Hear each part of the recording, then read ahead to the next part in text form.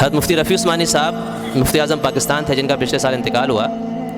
تو انہوں نے ہمیں سبق، میں نے ان سے مسلم شریف پڑھی ہے، صحیح مسلم. تو ہمیں جب سبق پڑھا رہے تھے تو اس میں انہوں نے ایک واقعہ سنایا اپنا اور اپنے بھائی حضرت مفتی تقی عثمانی صاحب کا. تقی عثمانی صاحب نے ہمیں بخاری پڑھائی، انہوں نے مسلم پڑھائی.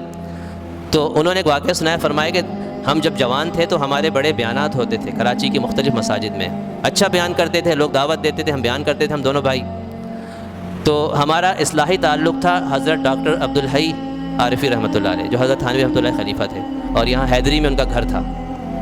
سنا اب بھی ان کے بیٹے وہاں ہوتے ہیں حیدری میں.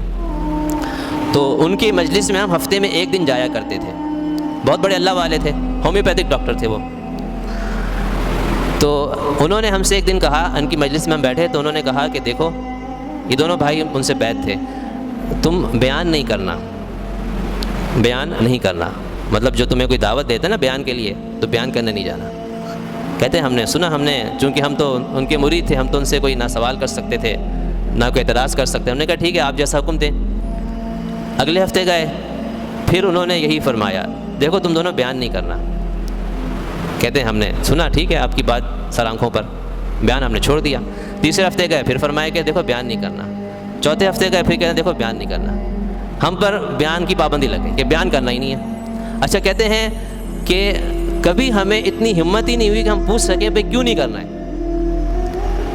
تو بعض لوگوں کا اللہ تعالیٰ ایسا، بڑوں کا خاص کر رعب ہوتا ہے، اور خاص کر کے جو کسی سے بیعت ہوتا ہے تو ویسے بھی اس کو اعتراض کا حق نہیں ہے. وہ تو بیعت ہوا ہی اس مقصد کے لیے ہے کہ اس کو، اس کے نزدیک یہ جو شیخ ہیں، بڑے ہیں، ان کی ہر بات میری اصلاح کے لیے ہے اور میرے لیے مفید ہے، مجھے سمجھ میں آئے یا نہ آئے.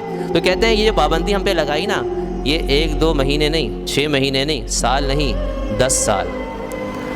10 سال تک ہم دونوں بھائیوں پر انہوں نے پابندی لگائی کہ دیکھو بیان نہیں کرنا. اور 10 سال ہم نے کوئی بیان نہیں کیا. اور 10 سال ہم نے کبھی ایک دفعہ بھی نہیں پوچھا کہ ہم پر یہ پابندی کیوں لگائی ہے، جبکہ لوگوں کو ہم سے اتنا فائدہ ہو رہا ہے. ذہن میں تو آیا ہوگا نا. 10 سال کے بعد انہوں نے فرمایا کہ جاؤ بیان کرو. تو فرمایا کہ یہ اصلاح کے لیے، اصلاح کا ایک طریقہ ہے کہ جب دل کے اندر بیان آدمی کرتا ہے نا تو بسا اوقات عجب پیدا ہوتا ہے کہ بھئی میں کچھ ہوں، تو اس لیے تو میں بیان کر رہا ہوں، میں کچھ ہوں نا. جب میں آتی ہے نا دل کے اندر، تو اس میں کو نکالنے کے لیے انہیں پابندی لگائی تاکہ بالکل ان کا دل میں سے خالی ہو جائے، عجب سے خالی ہو جائے، تقوی اللہ تعالیٰ کا ایسا جو ہے نا استحضار آ جائے کہ بس جو کچھ کرنا اللہ کے لیے کرنا ہے. اب جب بالکل نا امیدی ہو گئی نا، اب تو ان کا شاید ذہن میں ہوگا کہ اب تو زندگی بھر شاید ہمیں بیان کا موقع ہی نہ دیں. تو اب فرمایا جاؤ بیان کرو.